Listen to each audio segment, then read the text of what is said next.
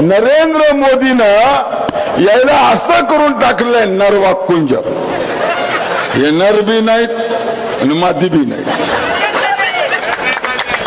फक्त आणि फक्त आपली प्रॉपर्टी आणि केलेला भ्रष्टाचार, जमवलेले पैसे, जमवलेली संपत्ती वाचवण्यासाठी अशोकराव चव्हाण भारतीय जनता पार्टीमध्ये गेलेत. लक्षात ठेव. अरे खाणार कोण आहे तुझं?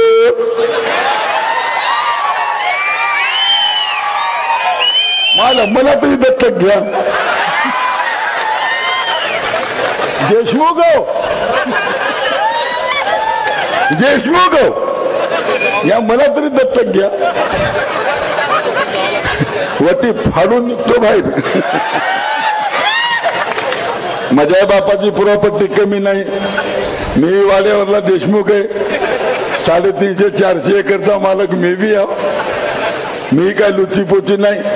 उभे आयुष्यात राजकारण करतो. 25 वर्ष पदावर असताना सुद्धा इमानदारना आज सांगतो, कोणाचाही रुपयाचा बी शर्मिंदा या ठिकाणी नाही. ना मी टक्केवारी घेतलेली आहे, ना मी हप्ता घेतलेला आहे, ना मी बदलीला पैसे घेतले.